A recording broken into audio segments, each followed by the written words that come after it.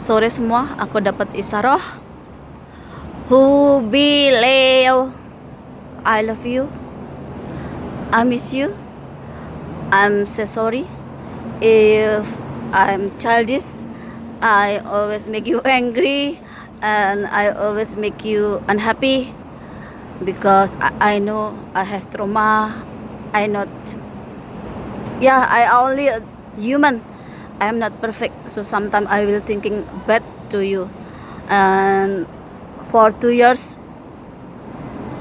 we together, we only fighting and fighting. But you believe me, I know everything, even we never meet after the time, because we meet not because we only like other, but we meet because we are connection spiritual. You teach me how to make more better, and I learn about spiritual, supernatural, religious after I meet you. Then I say only you for me, and I cannot say anything because I know Allah will blessing you and me, and I know I cannot make you angry because you will make something more than me. But thank you so much for everything. Thank you so much for accept me. Then I love you so much. I learn everything from your culture. I learn from the great emperor Huangdi, and I learn from my culture from the great queen Sima. Jadi teman-teman, aku itu belajar dari nenek moyang bangsa Cina, Kaisar Kuning atau Huangdi. Jadi bagaimana dia itu bisa memakmurkan rakyatnya yang dulunya berperang berpecah-pecah, disatukan, dan mereka mulai mendirikan kultur mereka, bangsa Cina, mulai dari pertanian, gerabah dan sebagainya. Dan yang aku belajar lagi bahwa ketika mereka berperang satu sama lain antar sama suku, maka mereka akan dijatuhi bencana alam yang gede. Dan dari bangsa kita Indonesia, aku belajar dari nenek moyang kita, yaitu ratu ataupun panglima perang, para sultanah, para sastrawan wanita, bahwa walaupun mereka itu statusnya lebih tinggi dari yang laki-laki, mereka menjadi ratu, mereka menjadi orang-orang hebat, mereka tetap jadi istri yang menghormati suaminya, istri yang taat pada omongan suaminya, dan itu mendarah daging di saya. Karena apa? Karena saya melihat ibu saya, nenek saya seperti itu, dan itu diwarisi dari nenek moyang saya. Sehebat apapun nenek moyang saya di zaman dulu, mau jadi ratu, mau jadi apapun, mereka tetap taat pada suaminya, nggak balelo. Begitu juga saya mau jadi apapun nanti ke depannya, mau jadi ratu, mau jadi orang biasa, mau jadi tukang cuci WC atau siapapun, saya tetap terlahir sebagai perempuan. Perempuan itu yang mengasihi anak-anaknya, suaminya, taat pada suaminya, menjaga agar apa? Agar keluarganya makmur, lingkungannya makmur, yang mewakili ibu bumi. Sedangkan dari Leo, dari bangsa Chinese ini, belajarnya dari mereka ini diasuh oleh Bopo Angkoso, yang maksudnya mereka itu percaya pada langit, pada Tuhan, bahwa mereka hidup itu di blessing sama Tuhan. Itu sejarah leluhur-leluhur kita yang saya pelajari. Sama kalau mereka jadi raja-raja bijaksana seperti Huangdi, bagaimana menyatukan suku-suku yang berbeda dari yang pecah-pecah perang-perang itu disatukan agar rakyatnya makmur, gak memandang apa keyakinannya, sukunya dari mana. Walaupun dulu berperang yang membunuh, tapi bisa memaafkan. Itu yang saya pelajari dari Huangdi, bahwa memakmurkan rakyatnya itu lebih utama.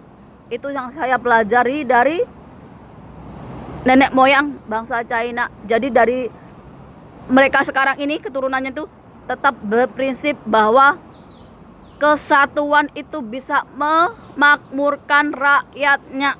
Itu mendarah daging ke keturunannya yang sampai sekarang. Dan dari nenek moyang kita bangsa Indonesia, dari para ratu, kenapa para ratu itu yang masih tersimpan arsipnya atau prasisnya yang bisa memajukan Nusantara? Karena Nusantara perempuan itu, nenek moyang kita melambangkan kemakmuran, kejayaan, akan melahirkan orang-orang hebat ketika perempuannya itu mempunyai spiritual rohaninya yang tinggi, yang mampu menjaga adabnya, sopannya, tingkah lakunya. Ingat, hawa nafsunya yang bisa dikendalikan. Makanya kenapa kejayaan Nusantara, tanah Jawa itu dipegang oleh perempuan kebanyakannya?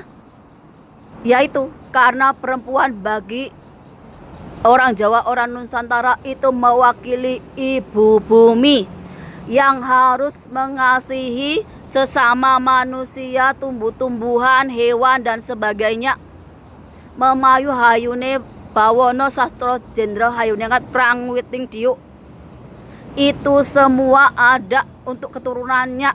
Tinggal keturunannya itu lupa atau enggak sama leluhurnya, adat budayanya. Kalau orang China ini sampai sekarang mereka tidak pernah meninggalkan leluhur mereka. Beda dengan orang Jawa, mereka kebanyakannya udah lupa asal usul nenek moyangnya, ceritanya, sampai mereka gak tahu siapa leluhurnya sendiri. Kalau kalian merasa sekarang kalian menjadi negara yang hebat, kalian salah. Kalian lihat, kenapa kalian gak mau belajar? Kenapa Rusia dikaruniai orang-orang yang mempunyai skill militer yang hebat sama Allah? Kenapa Cina dikasih rahmat dari segi teknologi dan otak yang pintar-pintar sama Tuhan? India juga masih memegang adat istiadat dan kulturnya. Makanya mereka dikaruniai anak cucunya bisa ke bulan. Sedangkan kalian masih jalan di tempat, masih sibuk dengan perpecahan agama, perpecahan suku, perpecahan ini itu, perpecahan politik, perpecahan kekuasaan. Kalian gak pernah berpikir bagaimana memakmurkan rakyatnya, bagaimana berbuat adil, bagaimana berbuat benar, bagaimana berbuat bijaksana seperti leluhur kalian. Itu yang kalian gak punya.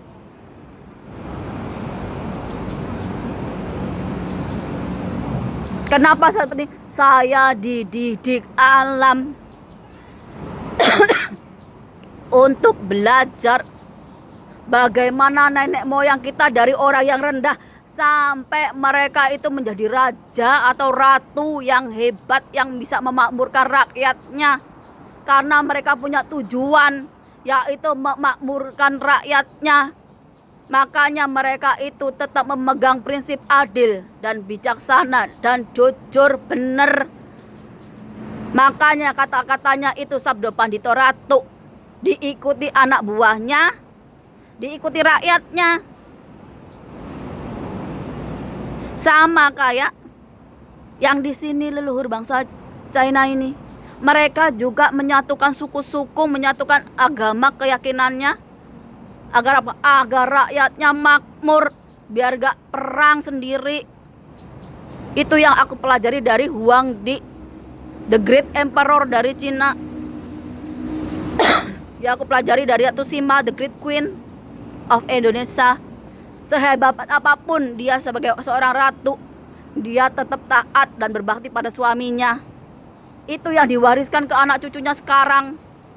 Saya mewarisi karena saya belajar, mau gak mau, karena udah bagian takdir. Karena saya orang Jawa, orang Jogja. Perpaduan antara Hindu, Buddha, Kristen, Katolik, Islam itu mengalir di darah saya. Gimana rasanya itu kalau menganaktirikan salah satu seperti kita itu menganaktirikan diri sendiri. Karena apa? Karena di dalam tubuh kita itu ada nenek moyang kita yang agamanya beda-beda, sukunya beda-beda.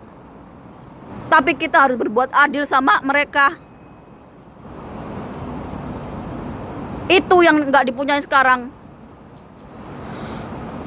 Cuma sibuk jual omongan, sibuk jualan janji. Mau di depan mata salah bener kek, tetap aja gak bakal dibantu. Kenapa? Karena takut jabatan lepas, karena takut gak dihargai. Tapi lupa bahwa hukum tertinggi itu hukum Allah, hukum alam. Karena apa? Karena banyak rata-rata yang berpikiran sudah anti Kristus, anti Tuhan, anti Allah, anti Sang Pencipta. Jadi yang dipakai cuman akal. Pakai akal, lupa sama yang menciptakan kehidupan. Mereka lupa bahwa hidup dan mati itu di tangan Tuhan. Gak percaya yang namanya bencana, kiamat dan sebagainya.